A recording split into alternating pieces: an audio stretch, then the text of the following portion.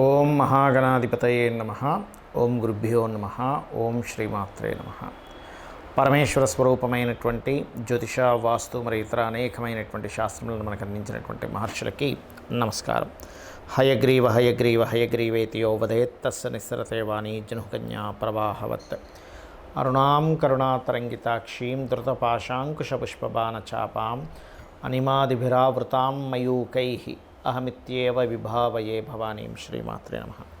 ప్రేక్షకులకి ఆ లలితాంబిక అమ్మవారి యొక్క అనుగ్రహం పరిపూర్ణంగా కలగాలని మనస్ఫూర్తి కోరుకుంటూ మనం ఈరోజు ఆగస్టు మాసంలో ద్వాదశ లగ్నాల వారికి మరియు రాసుల వారికి ఏ విధంగా ఉండబోతుంది, ఎటువంటి విషయాల పట్ల మీరు జాగ్రత్త వహించాలి, మరియు ఏ దేవతారాధన చేసుకోవాలి, ఏ విషయాల్లో బాగా కలిసి వస్తుంది అనేటువంటి విషయాలు చెప్తుంది నేనైనప్పటికీ కూడా చెప్పేసిన సాక్షాత్ లలిత అమ్మవారిగా భావిస్తూ, ముందుగా అసలు గ్రహస్థితి ఎలా ఉంది.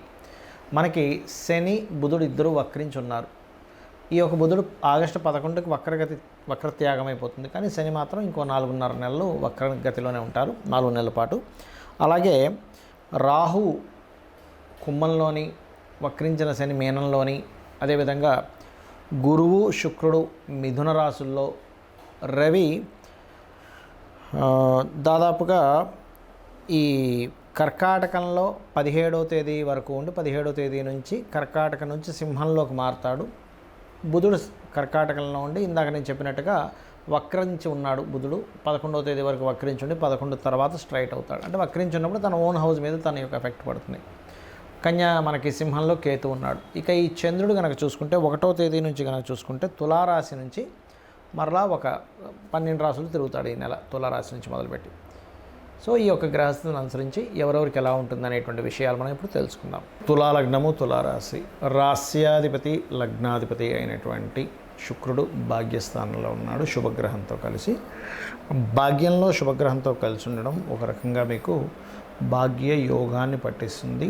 దీంతోపాటు ప్రధానంగా లాంగ్ జర్నీస్కి, హయ్యర్ ఎడ్యుకేషన్ చేయడానికి చాలా అనుకూలమైనటువంటి గ్రహస్థితి.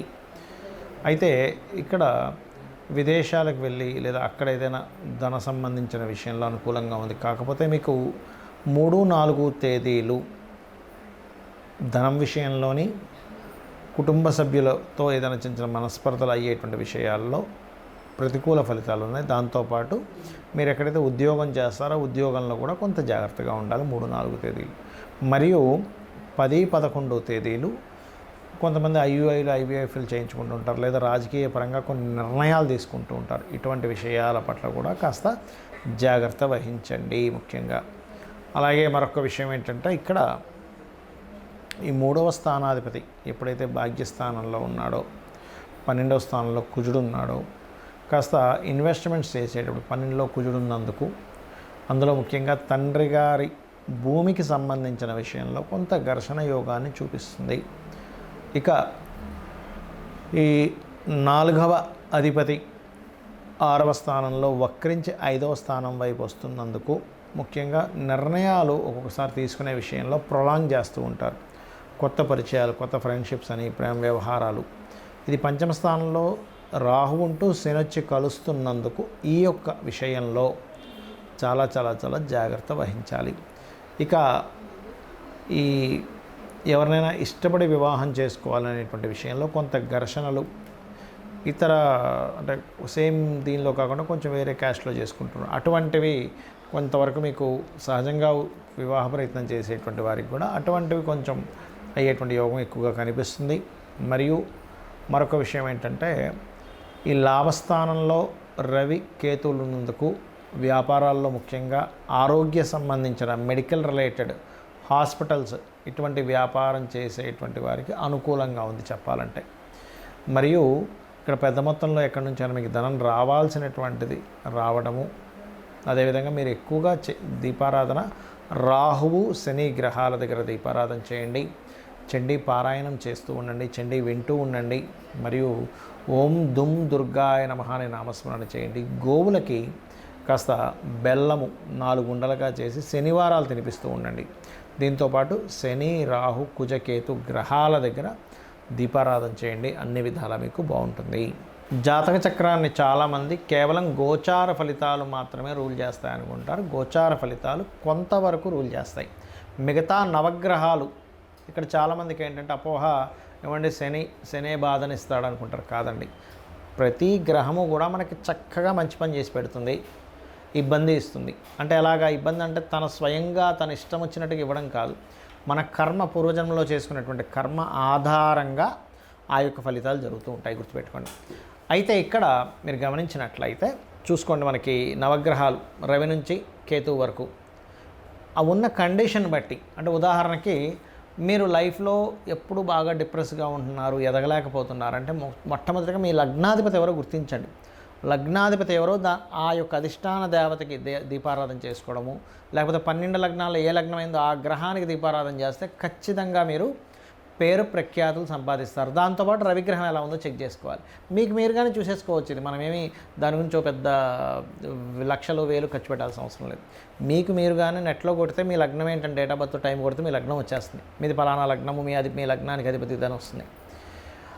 అంటే ఇప్పుడు మీకు తెలియదు అనుకోండి, ఉదాహరణకి మేషము అనుకోండి, మేషానికి వృశ్చికానికి కుజుడు, కుజగ్రహం దగ్గర, వృషభానికి తులాకి శుక్రుడు, బుధుడు, మిథునానికి కన్యకి బుధుడు, కర్కాటకానికి చంద్రుడు, సింహానికి రవి, ధనుర్మీన లగ్నాలకి గురువు, రాసైన లగ్నమైన గురువు అవుతాడు. మకరము మరియు కుంభానికి శని. దీంతోపాటు లగ్నంలో ఒకవేళ రాహు కానీ కేతు కానీ ఉంటే వాటికి కూడా చేసుకోవచ్చు. లగ్నంలో ఏదైనా గ్రహం ఉంటే ఆ గ్రహ ఆరాధన, ఆ గ్రహానికి దీపం పెట్టుకుంటే కూడా మీరు లైఫ్లో ఎదుగుతారు. అదేవిధంగా మీ ధనాధిపతి ఎవరు, ఎంతసేపు ఎల్నాడు శని వచ్చిందండి, కాల్సప యోగం ఉందని అందుకే నేను ధనం సంపాదించట్లేదు కాదు, మీకు లక్ష్మీ యోగాలు, ధనయోగాలు ఎంత ఉన్నాయి, ఏ మార్గంలో వెళ్తే మీరు చక్కగా ధనాన్ని సంపాదించి మీ యొక్క జీవితాన్ని ఉద్ధరించుకోగలుగుతారు, పేరు ప్రఖ్యాతులు తెచ్చుకోగలుగుతారు అనేది మీ ధనాధిపతి, పంచమాధిపతి, భాగ్యాధిపతి, లాభాధిపతి, దశమాధిపతి వీటిని చూసుకోవాలి. అంటే వీటిల్లో మీకు ఎలా ఉంది అంటే వ్యాపారంలో బాగుందా లేకపోతే ఉద్యోగంలో బాగుందా అని చెక్ చేసుకోవాలి. అదేవిధంగా మీరు మీ యొక్క జన్మజాతకంలో ఒక్కొక్కసారి చూడండి, అన్నదమ్ములు సహకరించారు, లేకపోతే మీరు చేసే ఏ ప్రయత్నమైనా ఫెయిల్ అవుతూ ఉంటుంది. అప్పుడు 3వ అధిపతిని అసలు మీ జన్మజాతకంలో అసలు గృహయోగం ఉందా లేదో చెక్ చేసుకోవాలి. చాలామంది తెలియక గృహయోగం లేనటువంటి వారు బలవంతంగా ఏదో స్థలాన్ని తీసుకున్నప్పుడు వాళ్ళు డౌన్ఫాల్ అవుతూ ఉంటారు. అలా లేనప్పుడు మీ జీవిత భాగస్వామి లేదా మీ పిల్లల పేర్ల మీద కొనుక్కోవాలి. వెహికల్ కొనుక్కున్నా దాని ఎఫెక్ట్ చూపిస్తూ ఉంటుంది, గుర్తుపెట్టుకోండి. ఒక యోగం ఎప్పుడుంది, ఎప్పుడు తీసుకోవాలనేది ఒక ఎత్తు అయితే ఉంటే కనుక అందులో ఏ ఫేసింగ్ తీసుకోవాలి, ఫేసింగ్ ఈజ్ మోస్ట్ ఇంపార్టెంట్. ఇక్కడ 4 ఉండేటువంటి ఈస్ట్, వెస్ట్, నార్త్, సౌత్ 4 మంచివే, కానీ మీకు ఏది పనికి వస్తుంది ఈజ్ మోస్ట్ ఇంపార్టెంట్. అదేవిధంగా సంతాన అభివృద్ధికి ఏం చేయాలి, మీకు వివాహ సంబంధించిన సమయాలు ఎప్పుడు కరెక్ట్గా ఉన్నాయి, ఎప్పుడు సరైన సమయాలు కదా తెలుసుకొని వివాహం చేయాలి. ఊరికే పాయింట్లు కలిసాయి ముహూర్తాలు పెట్టేసుకుందాం ఇవి కాదండి, గుర్తుపెట్టుకోండి. అలాగే ఆకస్మిక సంఘటనలు మీ లైఫ్లో ఏమైనా ఉన్నాయా, మీ అష్టమాధిపతి చెప్తాడు. అష్టమాధిపతి ఎంత పాడైతే ఆకస్మిక సంఘటనలు ఎక్కువ జరుగుతుంటాయి వాళ్ళ లైఫ్లో. 9th లార్డ్ అంటే మీ యొక్క భాగ్యాధిపతిని బట్టి మీ తండ్రులు, గురువులు యొక్క సపోర్ట్, దైవానుగ్రహం 9వ స్థానంలో ఉంటుంది. వృత్తి 10వ స్థానం. ఎక్కడ వృత్తి చేయాలి, ఇక్కడ విదేశాల్లోనో వేరే రాష్ట్రంలోకి వెళ్తే సెట్ అవుతుంది అనేది మీ పర్సనల్ చార్ట్లో ఉంటుంది.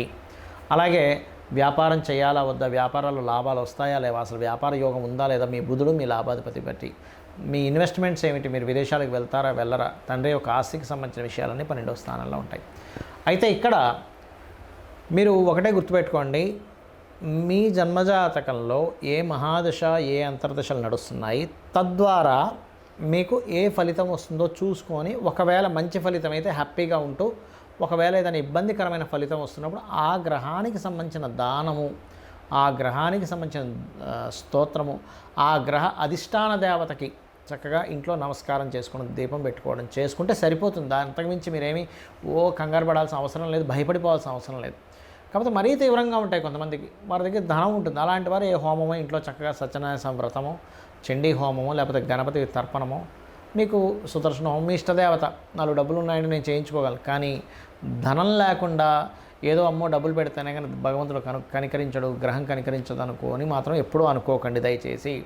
భక్తి ప్రధానము, అమ్మవారికైనా భక్తే ప్రధానం. మీరు 1,00,000 రూపాయలు ఖర్చు పెట్టి పూజ చేసినా భక్తిగా కూర్చోబడితే 1,00,000 కాదు కదా, 10 లక్షలు కాదు కదా, 10 కోట్లు ఖర్చు పెట్టి మీరు పూజ చేసినా అనుగ్రహం ఉండదు, దేవతా అనుగ్రహం. భక్తే ప్రధానం. భక్తి, శ్రద్ధ, దేవత ఉందనేటువంటి పూనికతో మీరు ఏదైనా చేయండి, మీ యొక్క తలరాతను మార్చేటువంటి శక్తి అమ్మవారికి ఉంటుంది.